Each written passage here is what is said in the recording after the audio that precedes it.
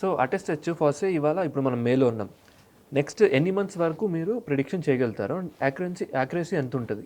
Yeah, so generally 1 to 1.5 month వరకు అయితే అంటే జనరలైజ్ ప్రిడిక్షన్ అనేది ఇవ్వచ్చు. అంటే లైక్ ఇప్పుడు ఫర్ ఎగ్జాంపుల్ ప్రస్తుతానికి మనం తీసుకున్నట్టయితే ప్రిడిక్షన్ చెప్పేస్తాను మీకు, ఇప్పుడు వచ్చే 1.5 month ఎట్లా ఉండబోతుందని.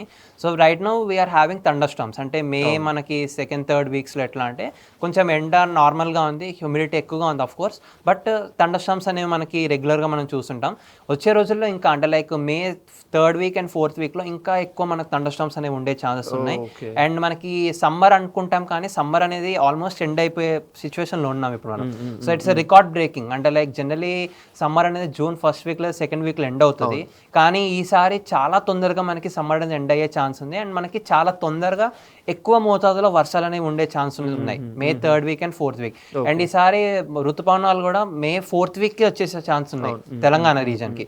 కేరళకి అరౌండ్ 23rd లేదా 24th వచ్చేసే ఛాన్స్ ఉంది. అంటే like around 10 days ahead of షెడ్యూల్లో ఇప్పుడు మాన్సూన్ అనేది మనకి చూసే ఛాన్సెస్ అనేవి ఉన్నాయి. సో మే ఎండింగ్లో మనకి ఎక్కువ రెయిన్స్ అనేవి ఉండే ఛాన్సెస్ ఉన్నాయి. అండ్ ఆల్సో జూన్ ఫస్ట్ వీక్లో కూడా ఎక్కువ రెయిన్స్ అనేవి ఉండే ఛాన్సెస్ ఉన్నాయి.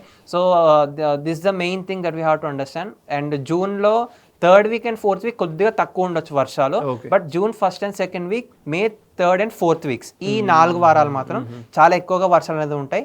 And this the overall forecast for next 1.5 month. And దీనికి రైతులకి మీ ఛానల్ ద్వారా చెప్పాలనుకుంటుంది ఏంటంటే, సో ఇప్పుడు అందరూ అనుకుంటారు జూన్ ఫస్ట్ వీక్లో పంటలనే నాటుదాము, సో సీడ్స్ అనే విత్తనాలను నాటుదాము అండ్ ప్లవింగ్ అనేది చేద్దామని. But I think they have to prepone it. అంటే లైక్ మే థర్డ్ వీక్ లేదా మే ఫోర్త్ వీక్లోనే స్టార్ట్ అనేది చేసేస్తే I think it will be good. ఎందుకంటే మాన్సూన్ అనేది తొందరగా వచ్చేస్తుంది. సో మాన్సూన్ తొందరగా రావడం ఎట్లా అంటే రావడం వల్ల తొలకరి జల్లు తొందరగా పడబోతుంది. సో ఇప్పుడు మనం టైం వేస్ట్ చేయకుండా ఇప్పుడే మనం పంట అనేది వేసేస్తే మనకి తర్వాత ఏమైనా బ్రేక్ స్పెల్ వచ్చింది అనుకోండి, దానివల్ల మనకి ఎఫెక్ట్ అనేది అవ్వదు. ఇప్పుడు జూన్ సెకండ్ వీక్ వరకు మంచిగా వర్షాలు పడిపోయి తర్వాత బ్రేక్ స్పెల్ వచ్చింది అనుకోండి, అప్పుడు పంట వేసి మనకి వాటర్ ప్రాబ్లం అనేది వచ్చే ఛాన్స్ ఉంది. సో ముందరే పంట వేసేస్తే మనకి వర్షాలు అనేది సమృద్ధిగా పడడం వల్ల మనకి తొలకరి జల్లు పడడం వల్ల సాప్లింగ్ అనేది స్టార్ట్ అవుతుంది.